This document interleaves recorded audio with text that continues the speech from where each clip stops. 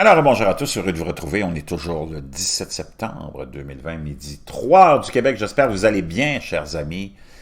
Pendant ce temps-là, imaginez-vous qu'on a trouvé des empreintes humaines datant de 120 000 ans en Arabie Saoudite. Imaginez-vous, c'est quand même assez spectaculaire.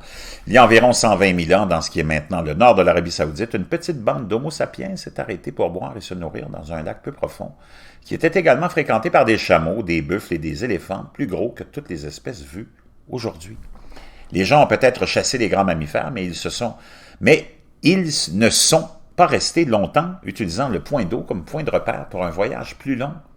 Cette scène détaillée a été reconstituée par des chercheurs dans une nouvelle étude publiée mercredi dans Science Advances.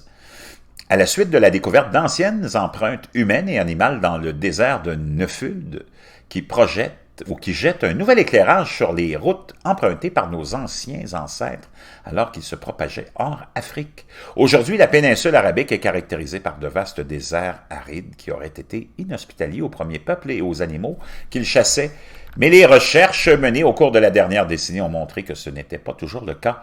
En raison des variations climatiques naturelles, il a connu des conditions beaucoup plus vertes et plus humides à une période connue sous le nom de dernier interglaciaire.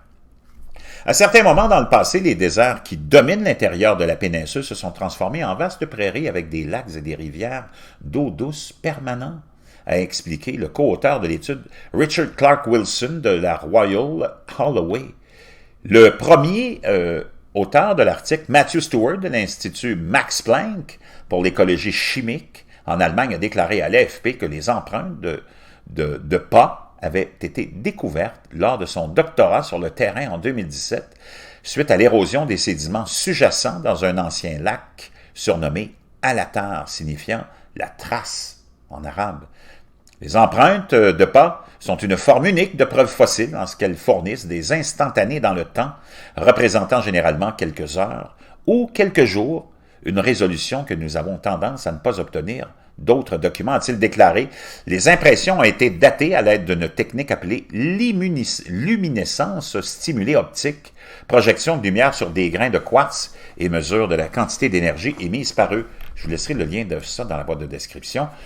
Au total, 7 des centaines d'empreintes découvertes ont été identifiées avec certitude comme hominidés, dont 4 qui, compte tenu de leur orientation similaire, des distances les unes des autres et des différences de taille, ont été interprétées comme 2 ou 3 individus voyageant ensemble. Les chercheurs affirment que ceux-ci appartenaient à des humains anatomiquement modernes par opposition aux néandertaliens, sur la base que nos cousins éteints ne sont pas connus pour avoir été présents dans la région du Moyen-Orient à l'époque, et sur la base des estimations de la stature et de la masse inférée dans l'impression des pas. Nous savons que les humains visitaient ce lac en même temps que ces animaux étaient, et exceptionnellement pour la région, il n'y avait pas d'outils en pierre, a déclaré Stewart, qui aurait indiqué que les humains s'étaient installés là-bas à plus long terme. Il semble que ces gens visitaient le lac pour des ressources en eau et juste pour se nourrir en même temps que les animaux et probablement aussi pour les chasser.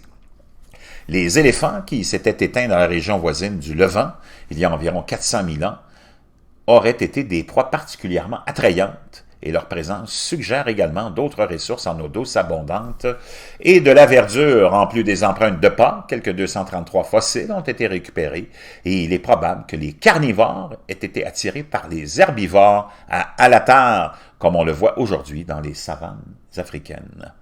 On savait auparavant que les premiers humains se sont propagés en Eurasie via le sud de la Grèce et le Levant, exploitant les ressources côtières en cours de route, mais la nouvelle recherche montre que les routes intérieures, suivant les lacs et les rivières, ont peut-être été particulièrement importantes, a déclaré Stewart. La présence de grands animaux tels que les éléphants et les hippopotames, ainsi que des prairies ouvertes et de grandes ressources en eau, ont peut-être fait du nord de l'Arabie un endroit particulièrement attrayant pour les humains se déplaçant entre l'Afrique et l'Eurasie, a ajouté Michael Petraglia, auteur principal de l'étude du Max Planck Institute pour la science de l'histoire humaine. Fascinant, je vous laisse ça dans la boîte de description. Des empreintes humaines datant de 120 000 ans. Wow, ça change plein de choses. Puis les découvertes ne sont pas terminées. Vous allez en voir de plus en plus qui vont venir réécrire les livres d'histoire, c'est sûr et certain. Je vous laisse ça dans la boîte de description, je vous reviens.